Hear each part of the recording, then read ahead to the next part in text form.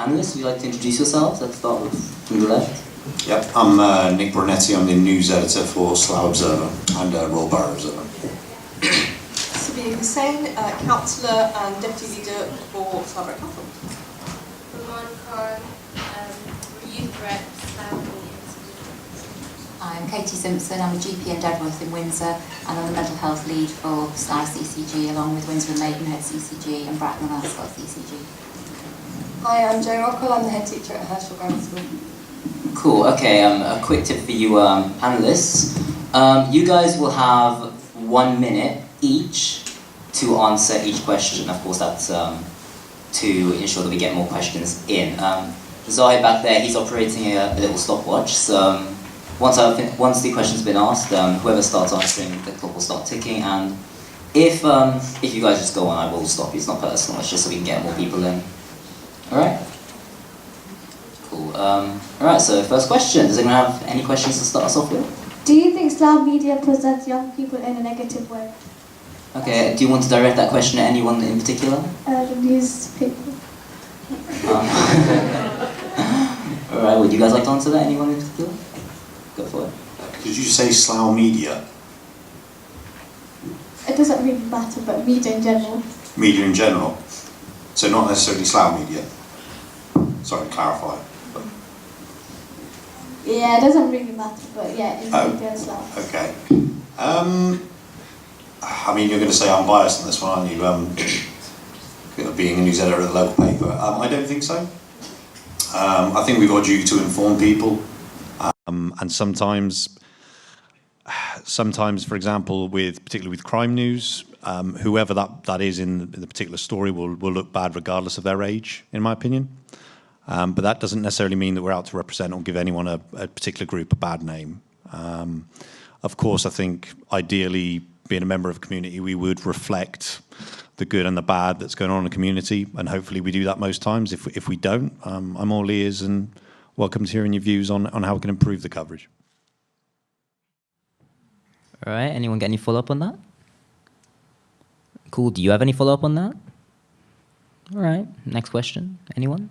So I'm going to address this issue to the doctor. So do you think mental health in young people is a common issue? And if it is, how would you address it? Sadly, it's a very common issue, and I'm sure you've seen that in your schools, and in your friends as well. More than 20% of young people have got a diagnosable mental health condition, and it seems to be getting worse.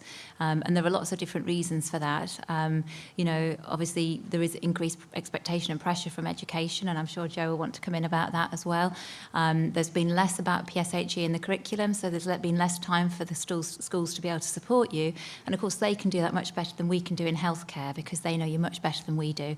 One of the big things is social media. I went to the Oxford Suicide Prevention Regional Network meeting last week, and it was really interesting. They presented the facts about the effect on mental health of social media, and all of them had a negative overall impact on things like self-esteem, personal image, depression, anxiety, confidence. The worst offender was Instagram, obviously, because everyone's sort of brushing their photographs. Second to that was Snapchat. Third was Facebook, and Facebook was worse for bullying. The fourth one was Twitter, and the only one that was positive was YouTube, which you could argue is not really social media, but all the rest of them had a very negative effect. And I'll probably get the opportunity to tell what we're doing about it later, because I'm over time. All right, thanks. Do you perhaps want to come in on that? Yeah, I think I'd certainly concur with what has been said, because we've seen a real increase in schools of working with young people with social and emotional difficulties, mental health difficulties, and that's not just my school, that's across schools in Slough, and actually not just secondary schools, but seeing this in primary schools as well. And I think one of the difficulties is that there's insufficient funding to support mental health in schools, because schools' budgets are being cut, and so the things that go are those services that wrap around children, the counsellors and the pastoral support, and those are the sorts of things that get cut when your budgets are cut, and I think that's a real issue. Do any of you guys want to come in, particularly you, being a young person yourself? I'd like to comment on this, as mental health is a huge issue, like in Slough, and I'm sure around London and everywhere else, because there is just not enough like happening. And I know that funding is a huge problem, but like in school, you'll go to your GP, you'll be referred to CAMS or like another place, but you'd be put on a waiting list, and that waiting list could like take you to the end of your problem where you're just like, oh, forget it, I don't need it anymore. But you still need it because that like mental health issue is inside your brain. So I think it is a really big issue and it needs to be addressed. But as the GP said, like not enough funding is being directed to it, but I'm sure it will happen soon. Okay, go ahead.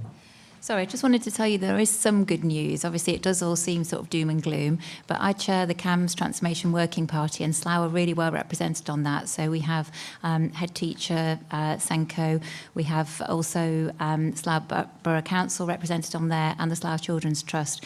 And as part of that, we have tried to improve, mental health provision. So in the last couple of years, we've introduced Saath. I don't know if any of you have heard of that, but that's online counselling, which is accessible to anyone that's at a school in Slough. You don't have to live in Slough. If you're attending a Slough school, you can log on and access free online counselling. We've also increased provision. So prior to the CAMS transformation, you couldn't get youth face-to-face counselling in Slough. You had to travel to Windsor. Saath are hosting that now. So Youth Talk have offices in Saath, and now there's face-to-face youth counselling in Slough as well. I don't know if any of you have seen this little book, but Joe has assured me that all the students at Herschel have received this. Our patient reps, so we've got CAMS ex-service users who've helped to write this, and it's called The Little Blue Book of Sunshine, and it fits in a blazer pocket. It's on Instagram, it's on all the CCG websites, and you can have a look. It tells you what to do if you're worried about your own mental health, your friend's mental health, and it's something we've spent and distributed to all schools in Slough. We've also funded crisis service for children as well in Slough, so if someone's in crisis, they will start evidence-based CBT or solution-focused therapy within 24 hours. There's PEP care, which Joe probably is aware of, which is training by psychologists to teach teachers and GPs and practice nurses and school nurses how to have the right conversations and support children with mental health problems. So there is, and also we've invested £900,000 recurrently in secondary care CAMS services as well. So waiting times have come down dramatically by over 50% in the last year. So it isn't all doom and gloom. There's a lot more to be done, but there is some really good news out there. All right, cool. Go ahead.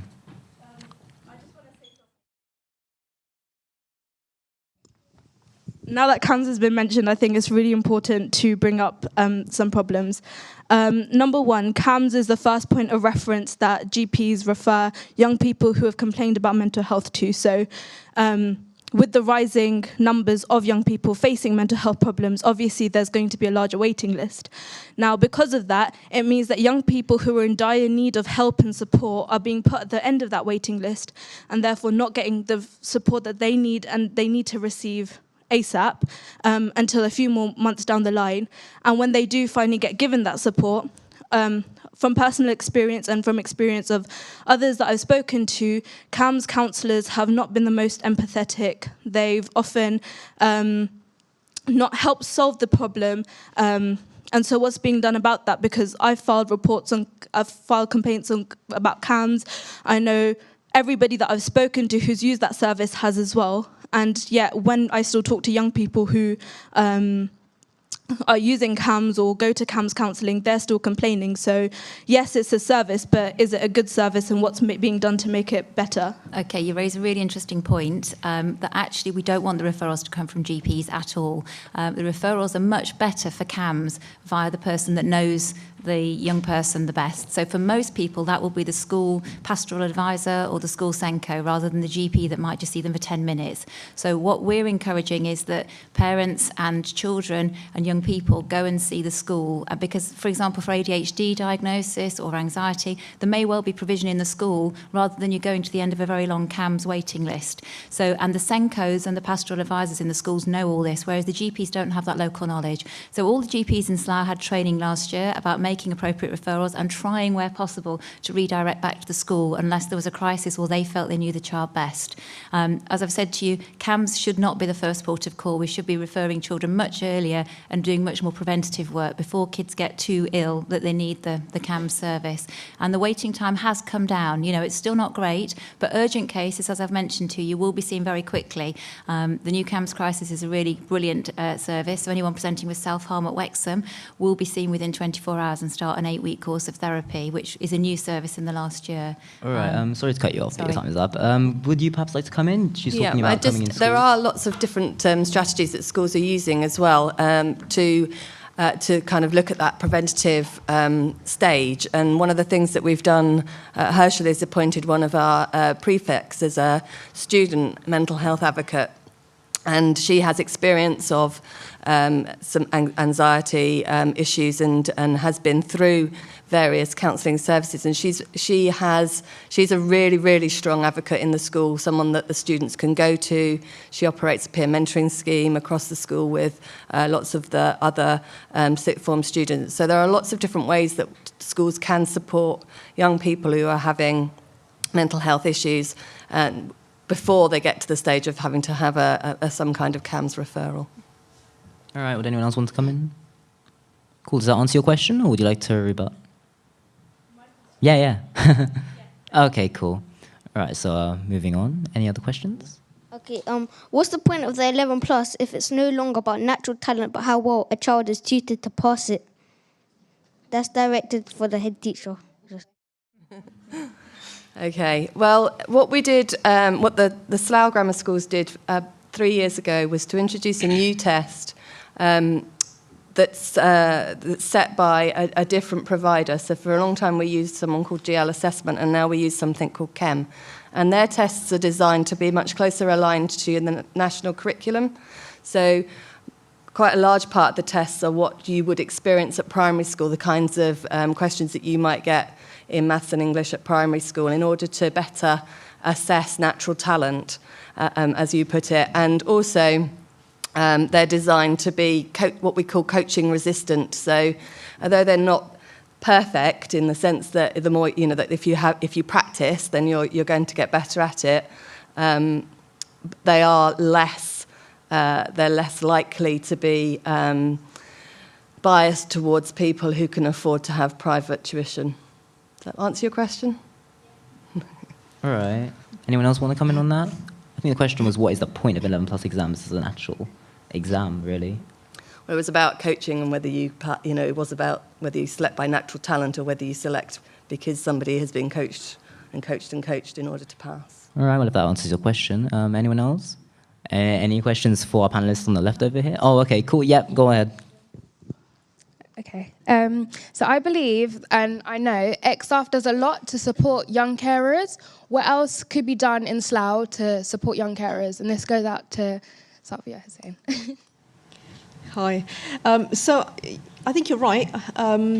Certainly we've developed a strategy around carers for adults, and I think there's still a long way to go around assessing the needs of young carers. I guess I didn't mention I'm also chair of the Wellbeing Board, and I was chair last year of the joint of what's called corporate parenting, which is looked after children. And so there's certain themes that we're coming across, looking at protecting vulnerable children. And certainly what I've asked for is a piece of work specifically looking at what care and support is out there for young carers in particular. We did have, and again, a number of young carers attend Carers Week. And again, hands up. I think more needs to be done. But again, I think what we rely on is referrals, making sure that those people are known to us. Again, we have extended out with various stakeholders to identify. So again, working with schools and working with GP practices and the general NHS around making sure that once a young carer is identified. And I think one of the other issues is around actually carers, whether they're adults or young people or even children, is to actually understand that they are a carer. A formal carer, not just that they're looking after a family member because they love them and they care for them, but understanding that there is care and support available. But our biggest struggle is identifying them. And I think really more needs to be done to work with young people to understand what classifies as a carer and what support is available for them. So yeah. All right, anyone else want to come in? Does that answer your question?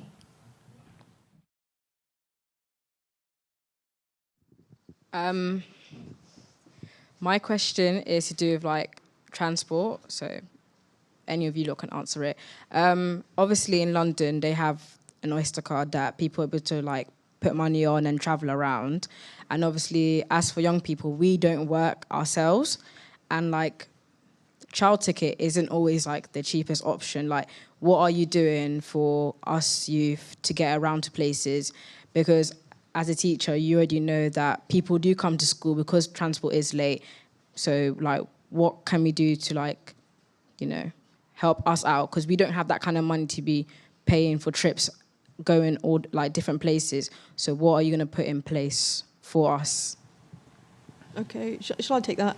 I'm not the lead for transport, but certainly when I became deputy leader last year, myself and the leader looked at how we can improve transport links and certainly make sure that and we certainly know in the early morning when it's school time, a lot of our congestion is to do with pick up and drop off actually.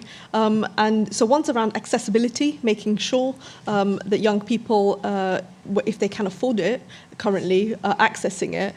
The other issue, I think at the moment, we are working with all the providers and certainly identifying new providers around having a discounted scheme, so a heavily concession scheme to allow young people and building trust within parents to get young people on a public transport system. You may have seen a lot of the work carrying out right now around adding additional lanes, and certainly on the Bath Road, it's almost complete around the smart bus service. What we are looking at, and that was from a national infrastructure project funding that we received, and what we were looking for is ensuring that as it's quicker to move in public transport, to ensure that young people, and certainly those, and certainly we're also looking at children who are in care. We're looking at those people who are low incomes and making sure that they have access to good transport. So it's something that we're working on currently. There's also another scheme that we're working on developing around school transport and making sure that everyone has the opportunity to use public transport, because at the moment there are some missing links and we are relying on providers to provide those wherever possible.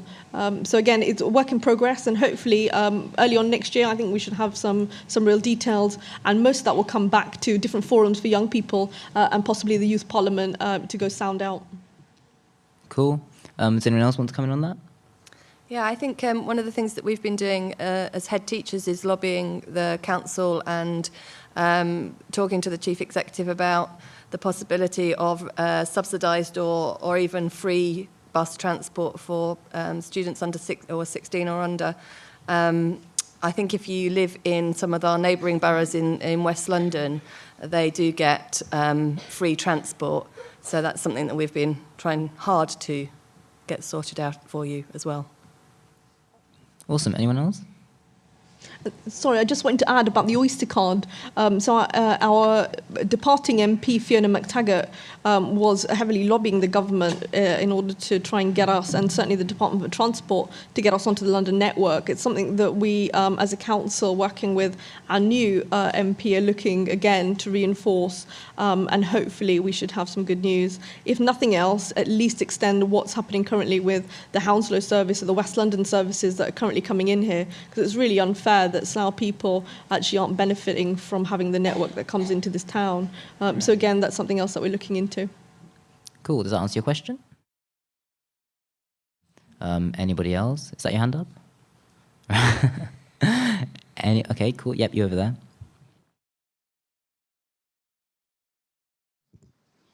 Hi. I have something to add to the transport. I understand that the issue is how much it costs for us youth, but I also, when I take the bus, sometimes I get like unsafe vibes because like you have people that like aren't exactly child friendly in the bus sometimes, and I don't know if anyone else has experienced this, but pretty much all the time when I go into the bus, there's always someone that smells really bad or that's shouting a lot, or and there's kids on the bus as well, and it's kind of scary, especially when you're in an after-school club and it's winter and you just want to go home and you take the bus and there's some guy shouting about drugs and it's kind of scary. Are these mostly, like grown-ups or are they kids? Grown-ups. All right. Old guys. Oh, okay. So what could be done about that, guys?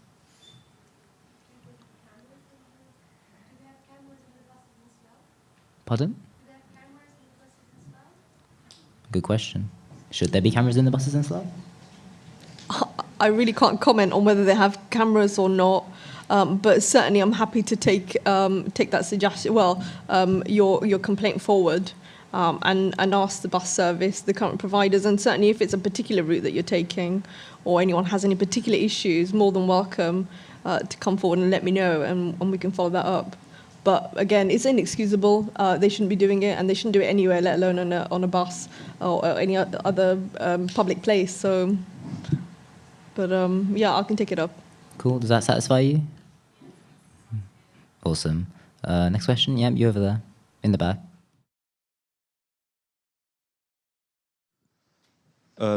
Is there enough support in the schools and around the community to help students who are disabled, for example, deaf or blind, and make them feel more integrated in society?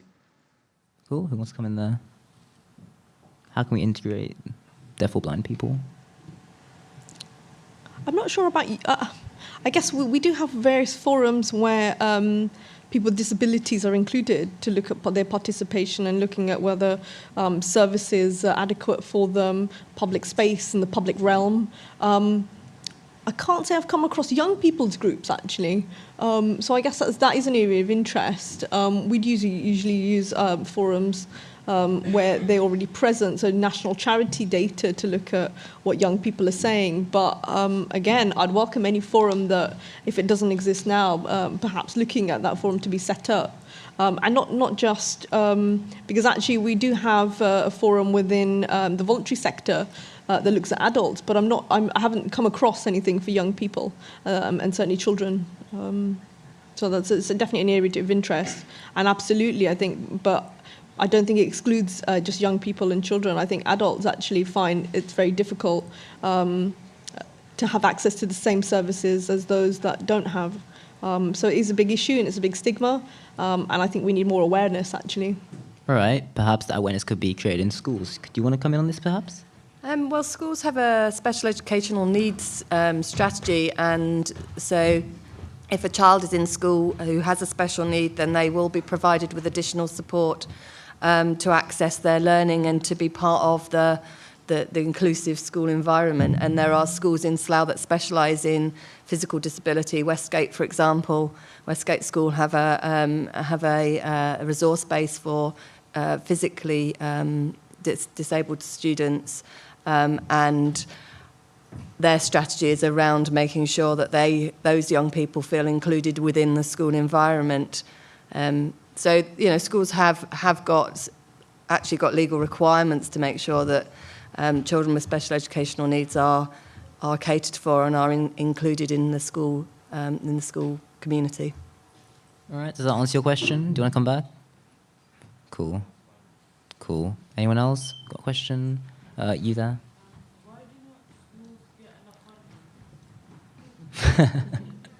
Why do not schools get enough funding?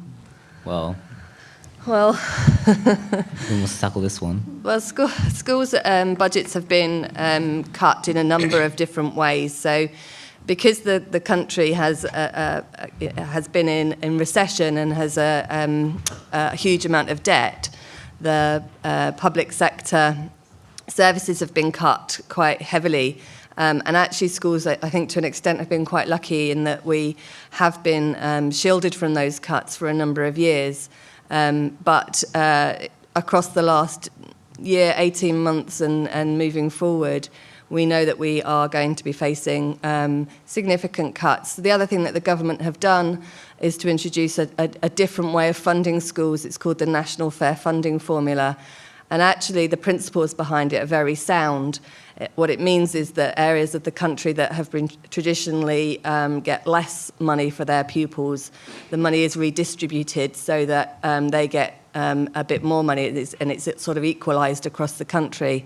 But Slough has been reasonably well funded in the past, and that means that we are losing money per pupil in both primary and secondary schools in Slough. And that has been very difficult and will continue to be difficult. The Secretary of State for Education has announced some new funding for schools, and we don't quite know how that is going to pan out at the moment and what that means for Slough and Slough young people. But we are working hard to make sure that we do access that money. But I think it's just a case that there isn't the money there to go around, and so we're having to work with less. All right, cool. Does that answer your question? Anyone else want to come in? Cool. Oh, yeah. Okay, we've got someone. Hold up. We just need to remember, I don't know if you hear me, that, as you said, the country was in the recessions. We are improving the economy, and the schools are part of the overall cuts which the country actually faces. But I believe that the government is actually putting more money into the schools that used to be.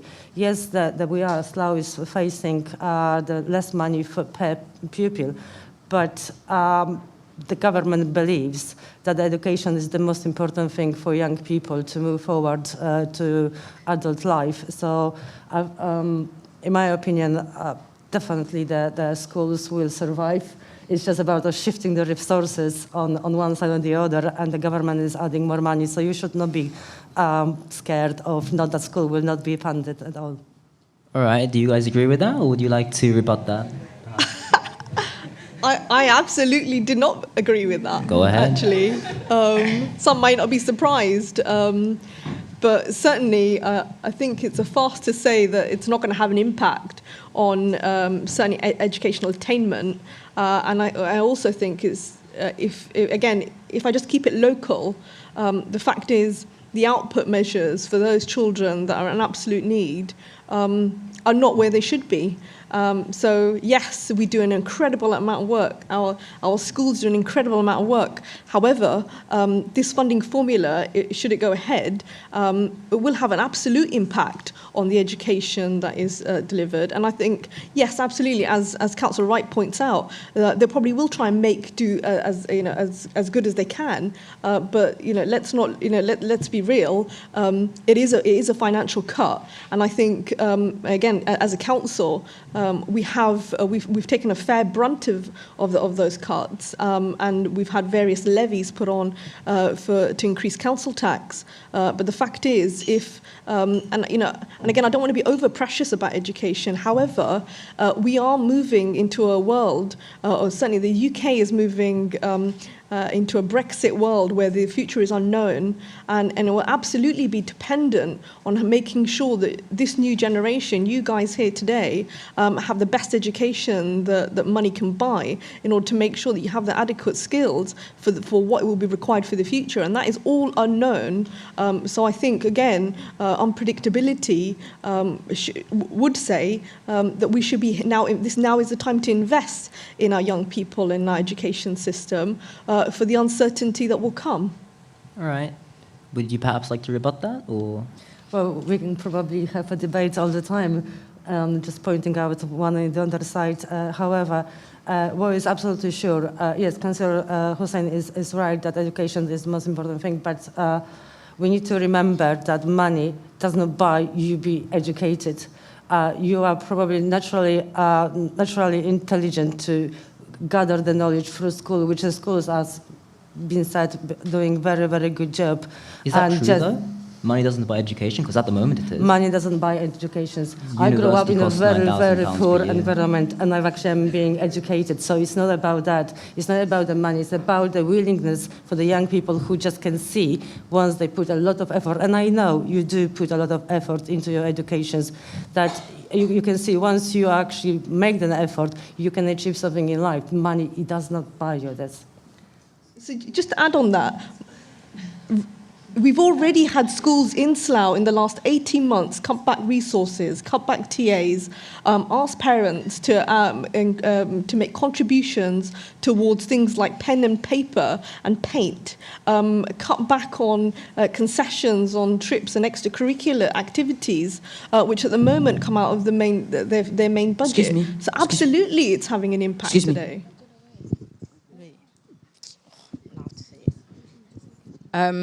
You said something about education and the money thing. All you see is figures, and we see the harsh reality of it. I'm in year 13,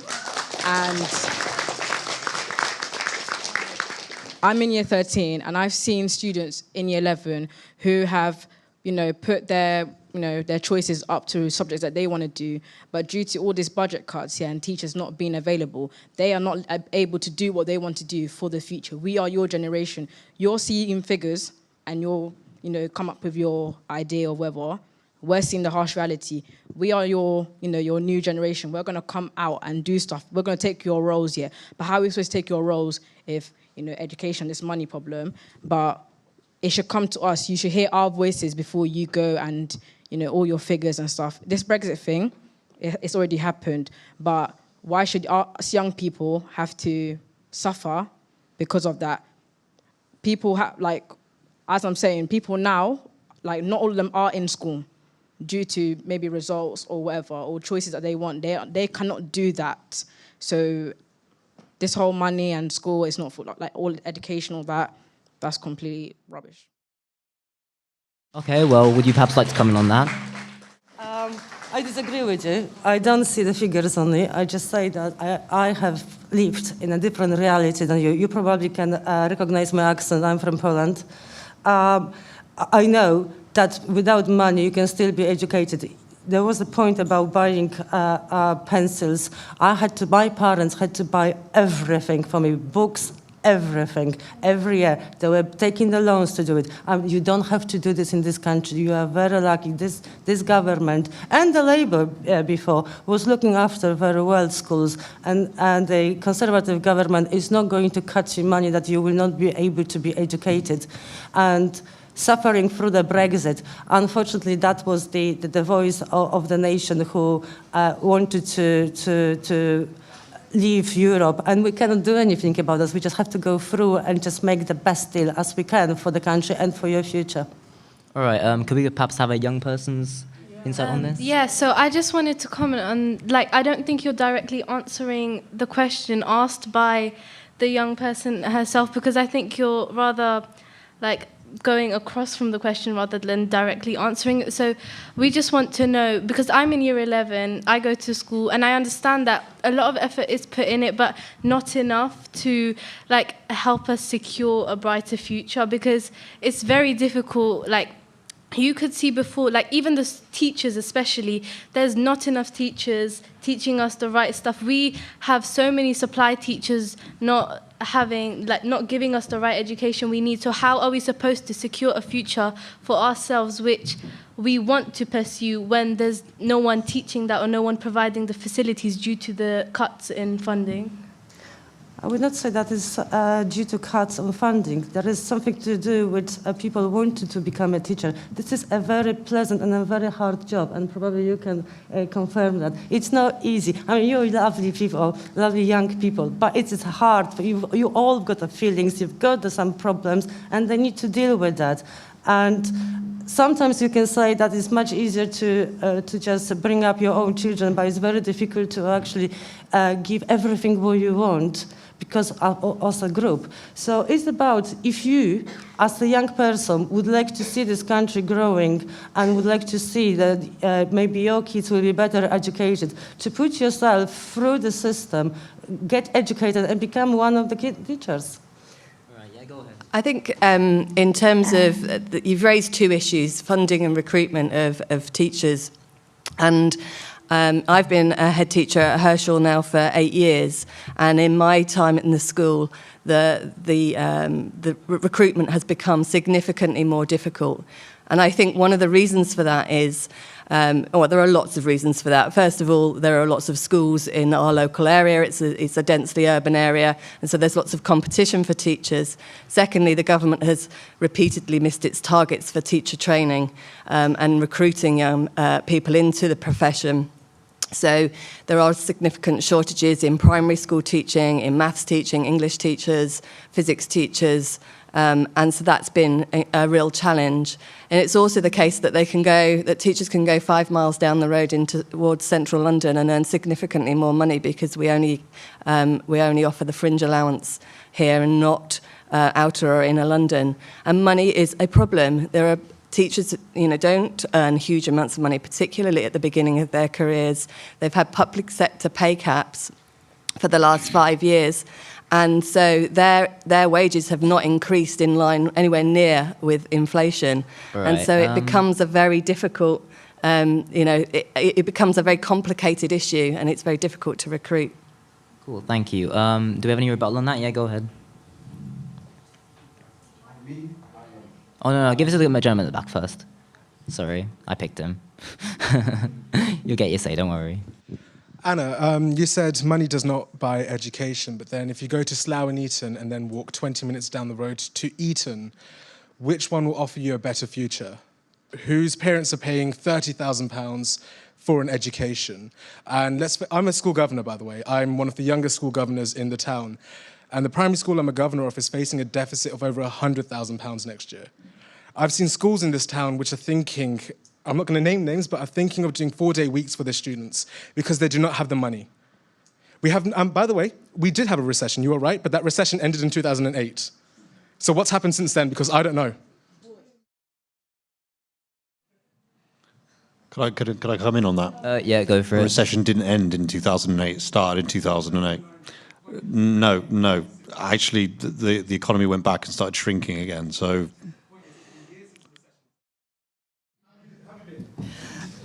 Very well, thank you. I would request that you answer the question posed to you. For a while. Money does not buy education. Yes, you're right. All right, guys, show some respect, come on. Yes, you're right.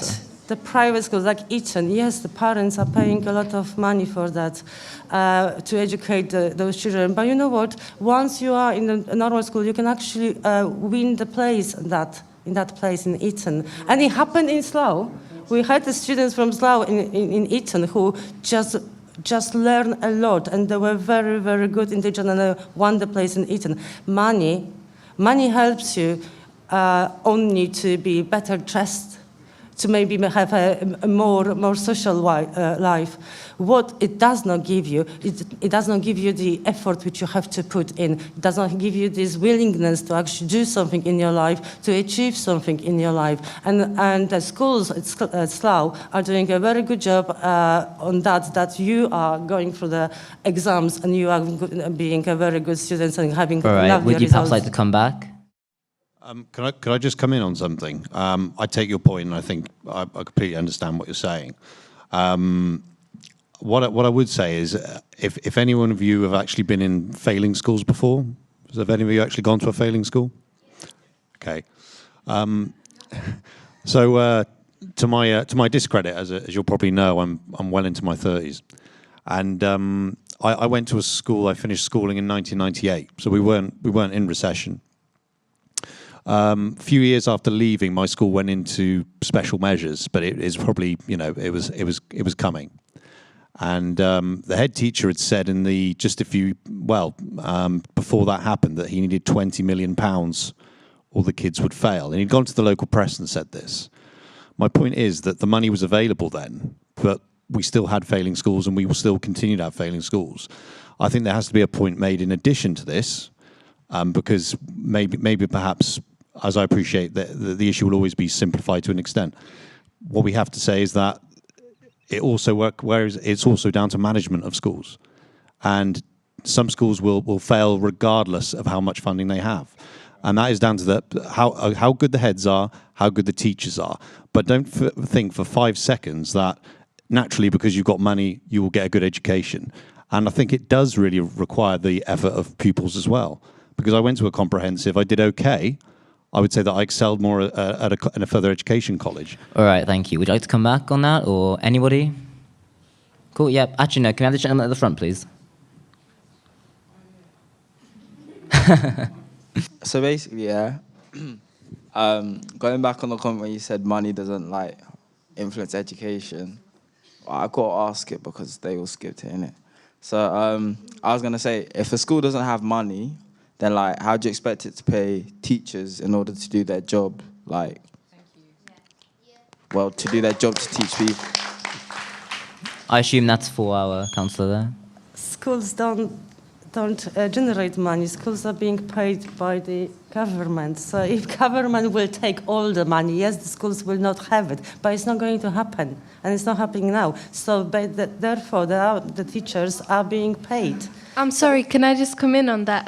I think that schools, as you said, the government need to do something, but I think you need to input to the government because you have that platform to do it, and I'm sure, like, you will try, but...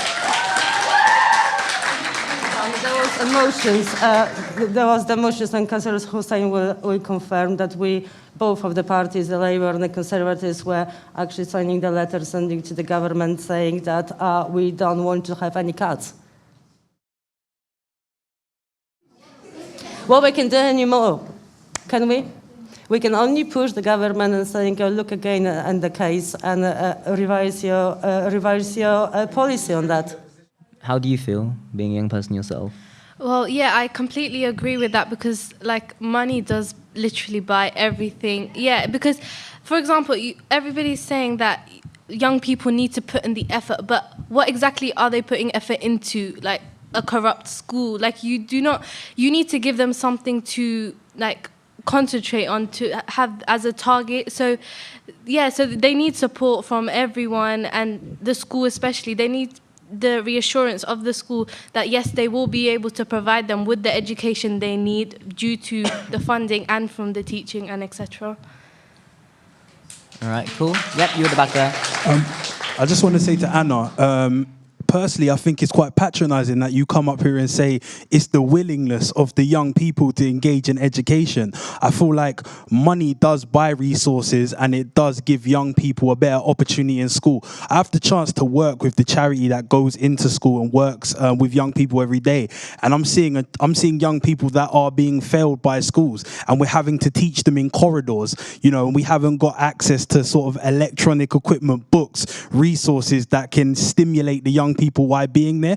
Plus as well, I think when you go into schools nowadays, there's just one like fixated sort of just focused on, I guess what I'm trying to say is we don't as well focus on each young people's individual learning styles as well. Like, so young people aren't achieving the most they can in school, and that's due down to funding as well. So I think just to sit in a room full of young people and say, you know, it's about our willingness to learn, I just think that's very patronising, to be fair. I'm sorry you feel like that.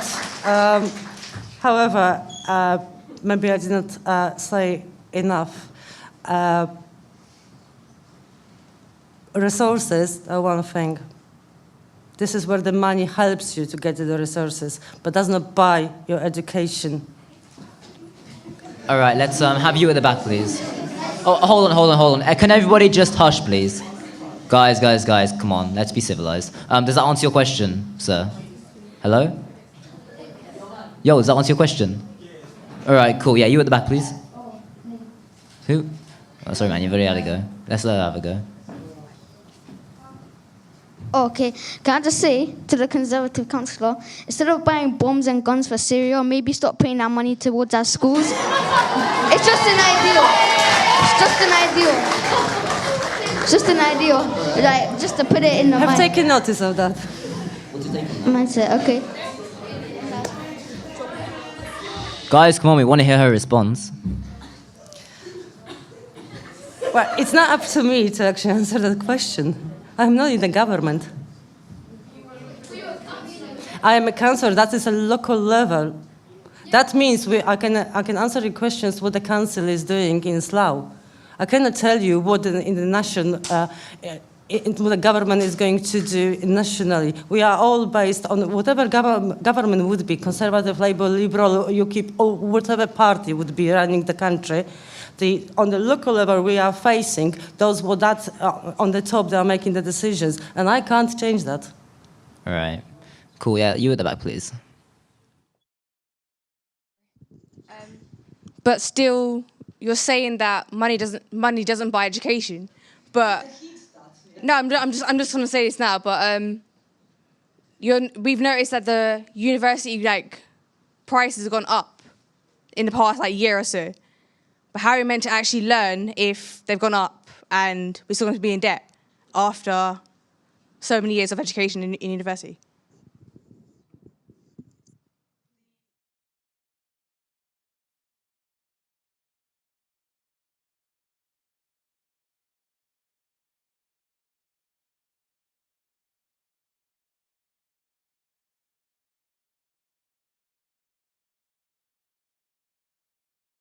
Universities' fees. That's why the loan for the students were created, which actually, if you don't earn, when you finish your university, and if you don't have a job which will pass the threshold, which you have to pay back, you don't pay. So as long as you earn a lot of money, enough money to pay, you will be paying this off. All right, does that answer your question? All right, cool, yeah, let's have you.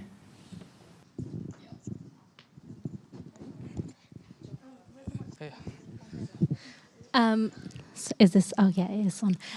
I feel like this is something that obviously we can debate about for a long, long time. So I actually have a different question. My question is, what are you doing to help young people with disabilities get into work, or if they've been out of work, then get back into work? And that includes disabilities that are hidden disabilities, such as Crohn's disease or epilepsy. Yeah. Nice. Is that directed at anyone in particular? Perhaps the counsellor. Yes, Sabia. Yeah, so we do have programs already currently, and certainly those referrals are made. So these are children that are transitioned, obviously young people that are going to adult services, and that is something that is offered to every child. SEND, again, referrals into further education, other opportunities. We've even developed apprenticeship opportunities. The council themselves actually look at supporting people with disabilities into employment and skills. So again, it's something that we are very conscious of. Can you name a few of the schemes that are going on? So like I said, I think we have several people currently in the council, all again that have disabilities of one type or another, and again are supported into full-time employment. What we are trying to do is expand the programme, so looking within the town for other businesses and other opportunities for people to take on people that have skills that can, and again they have so much to offer, and again it's only right, so it is happening. But like I said, I don't know of any. I've been a portfolio holder now for over 3 years, and I haven't had a single case of any referral where a young person or adult that's looking to either get skills or employment, that the system has failed. But like I said, there's always room for improvement.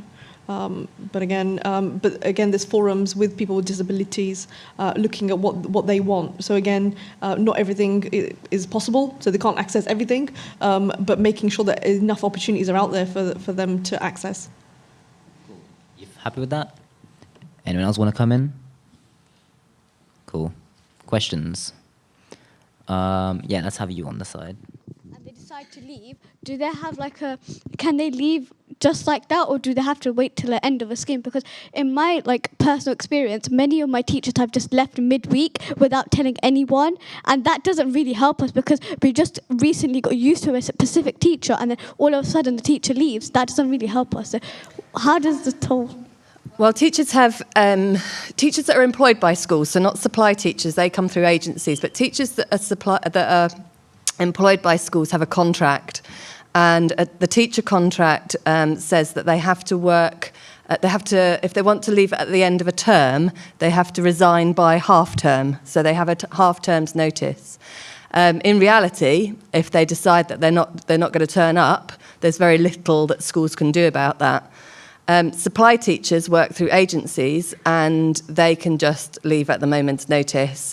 You're asking, you work with people so that they want to stay with you, and that they're enjoying their job, and that they are getting rewarded sufficiently well, not just in terms of money, but also in terms of job satisfaction. But at the end of the day, schools have very little power to keep people in those jobs. It's very difficult, and actually, in Slough, we're fortunate. You're fortunate that you work with, that you live in a community where the secondary heads work very closely together. So what we won't do is poach staff off of each other, and we won't, So if a member of staff is working at Slough and Eton, for example, and is looking to move and approaches Herschel, I won't take that member of staff because I know that they're supposed to be committed to Slough and Eton. But obviously that doesn't happen across outside borders of Slough. Cool. Does that answer your question? Yeah, can I add on one more point? Go for it. Teachers have... I kind of forgot it now. Hold on. Do you want us to come back to you? Cool. Who else? Yeah, go ahead, you. We haven't had you yet. In the middle, right here. My question is that how is council helping young people who don't have any work experience getting into jobs? All right, who's that directed to? Anybody can answer that. Cool. Any takers? I can talk from a school's point of view. Some schools do work experience and some don't. Work experience costs quite a lot of money, so we work with an organisation called Learning to Work to sort out work placements for our Year 11s, and that costs £60 per pupil. And so some schools have decided to go down the route of not not offering that for all the reasons we've talked about in terms of funding. But there are lots of programmes that local businesses, Segro, Learning to Work, and O2, and lots of those companies that will put on competitions or days or come into school and do enterprise activities. So we try to provide work experience in different ways. But the actual kind of week block work experience has been on the decline. All right. Can anyone from the council talk about that, because it was directed to the council? Yeah, I'm not sure it's solely the council's responsibility to ensure that there's work experience. I think it's about ensuring that there's a marketplace for meaningful experience. Certainly we've been looking at mentorships. I was meeting with a company today looking at connecting young people to opportunities, so whether that's work experience opportunities or whether it's actually employment opportunities, because actually once you come out of whether it's university or higher education or secondary school or apprenticeship, you want to be able to connect. And again, the vision that we have as a leadership is about making sure that young people who live in Slough have opportunities in Slough. So again, we spent the last year working with most businesses, and certainly what I'll be looking for the year ahead is getting some more commitment from them around what they can offer. So whether it's platforms for professionals to talk about, and again, an arena like this to talk about their, how did they come to become the professionals that they are, what skills were needed, what's their experiences. So actually, because one of the greatest problems we have is not so much the work experience, but about building ambition. So making sure that young people understand the opportunities within the town and how do they map their pathway into those opportunities. So one thing the council is working on is children and young people's passport. So looking at mapping out from probably the age of about 11 or so, and starting to look at what is it that you want to do in your future career. How does then the education system support you? How does a local authority help you? And what opportunities will you then need? So what businesses will you need? We're working with Heathrow currently, actually, who are doing the pilot at the moment. So those people that will look for opportunities in aerospace, engineering, working for airlines. All right, excellent. So again, it's all coming, and hopefully you should see some of that around probably next year, I would have thought. Thank you. Would you like to come in on that, being a young person? As being in year 11, I have done my work experience, and I know that it helps a lot because the person who will employ you will see that you have experience in work. But I think a great thing to do if you are not getting employed personally due to work experience is you can just go out there. There's so many opportunities in Slough. There's like Saath, you can volunteer at that. That's great to put on your CV to show that you have some sort of skills, and like other stuff like extracurricular activities are really good to do. So just like during your education or even after, just take up your opportunities, because it does really help, even though it might not look like it. So yeah. Okay, cool. Does that answer your question? Cool. You in the middle. Yeah, so what can be done to benefit students prepare for future interviews and improve their chances of actually getting a job? Is that directed to anyone in particular, or? Cool. Who wants to comment on that? Well, come on. Go ahead. Is it still working? I don't think it is. So.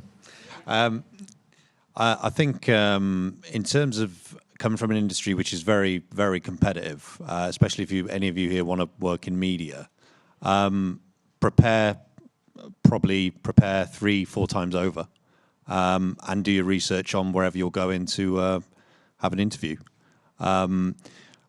Having interviewed a lot of people for trainee journalism, obviously I can only speak about my sector, but the biggest issue for us is that you get people actually who just turn up in an interview in a suit and don't prepare for the interview. They don't research the company. They don't know what their strengths and weaknesses are, which you should always do. And I believe to an extent that the old-fashioned way of preparing for an interview is the best way. So just think about all the questions that a company can fire at you, the obvious ones, and then sometimes you just have to be prepared for the questions you're not prepared for. But I think one of the main things is just be coaching yourselves for interviews, which is something which a lot of people underestimate. It'll certainly give you confidence. All right, thank you. Anyone else want to come in on that? Cool. I think probably the confidence element, actually, because I've spent the last 2 years mentoring Slough Borough Council's apprenticeships, and those are both Slough Council employed as well as Avato, who's our partner. And one of the greatest things that I find in both cohorts, and these are again 18 to kind of 20, is confidence, self-confidence. So again, as was said earlier about what type of other skills, what are your soft skills, volunteering, I think, is a great way to interact with adults and working with different types of people. So again, understanding who's your audience and being able to read how they're taking your response, I think is a great one. But self-confidence, and I don't think no amount of education, no amount of academia can give that to you. I think some of those skills have to be learned over time. So I would never underplay the role of volunteering and mentorship. Okay, thank you. Does that answer your question? Cool. Any more questions?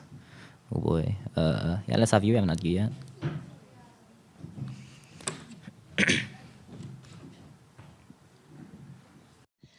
Mental health problems take a long time to fix, to treat anyway. So what is being done to ensure long-term treatments rather than just a few counselling sessions in schools? Okay, do you want to come in on that one? Can you just clarify what you mean by long-term treatment? Sorry. So long-term help and recording progress. Okay. I mean, I think the biggest thing is prevention now, rather than sort of trying to put people into long-term therapy. In fact, one thing that we've, in Slough, actually, there's a personality disorder service called Assist, and it's recognised that adverse life circumstances when you're young, in the perinatal period, when you're growing up, when you're a teenager, can increase the risk of personality disorder, and that's a very difficult condition to treat that does require really long-term therapy. Much, much better to prevent it. And what we've asked our assist team that run the mental health team for personality disorders, of people that are going in and out of the mental health services and being admitted repeatedly to hospital, we've asked them for some case studies to say, what was it in these people's lives when they were children? What were the problems that they experienced? And what now, because I'm working not only in adult mental health but children's mental health, what services could have prevented those people needing long-term mental health support? So I think it's much more about prevention, and that's something we're really committed to with the CAMS transformation work. But rest assured, there are, that's the one area, although health has been cut, because mental health traditionally was the Cinderella service and has been cut repeatedly, over the last 5 years, the CCG in Slough have significantly invested. And, again, not just in children's mental health services, but in adult mental health services. So this is an area that actually isn't being cut, and there being significant investments. All right, thank you. Anyone else want to comment on that? I'd just like to add something.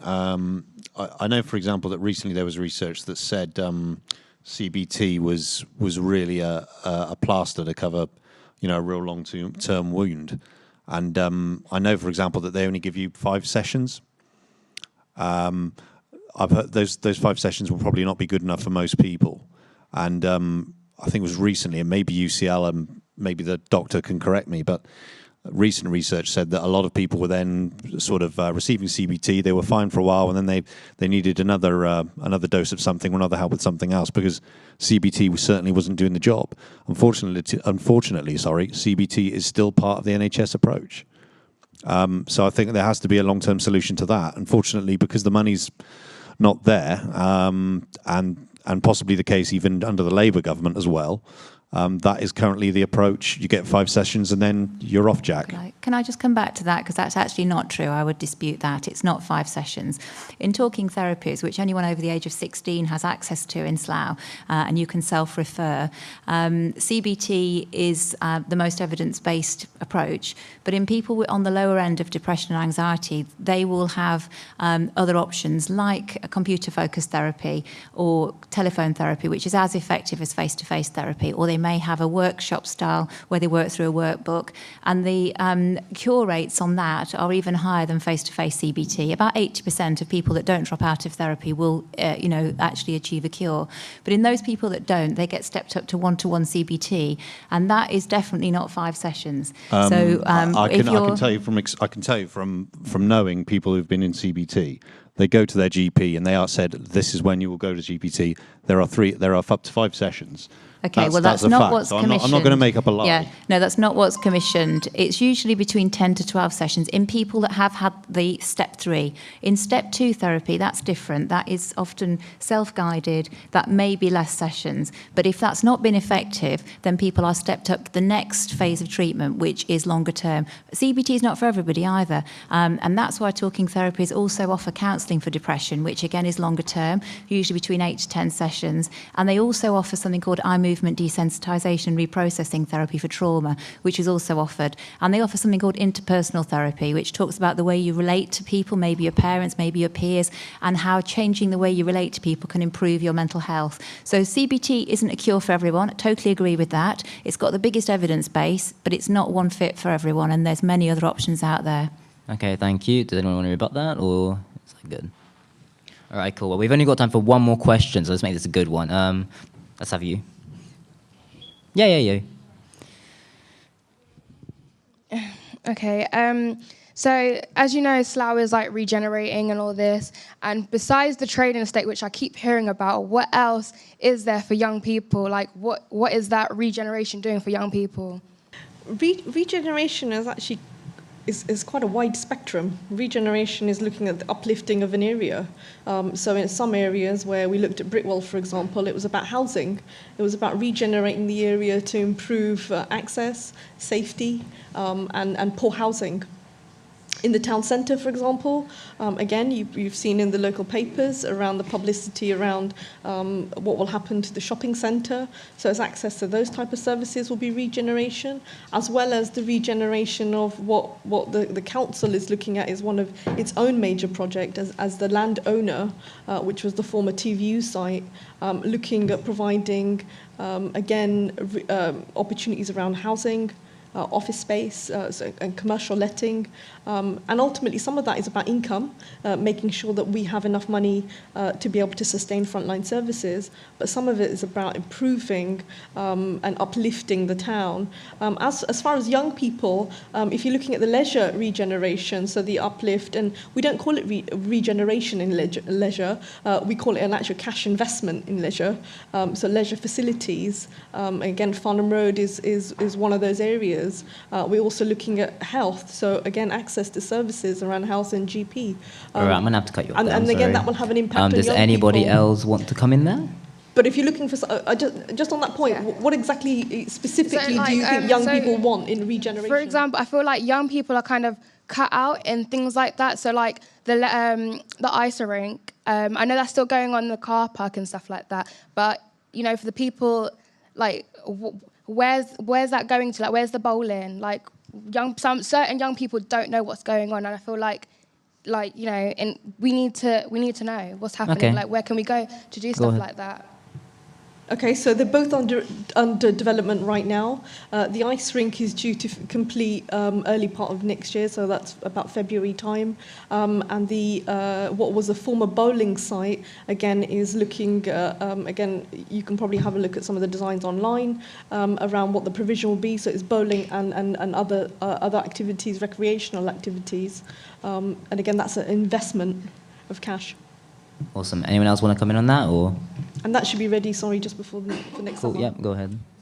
Yeah, I would like to just add about the Farnham site. Obviously, the council is providing quite a lot of facilities to improve some, improve some access to some buildings like this one, the Curve one, who won the reward. But actually, the Farnham one, it will be only the one in Slough, which will be dementia friendly. Which is something, because we've been talking here about mental illness here. This building, as you are very much aware, is not even disabled friendly.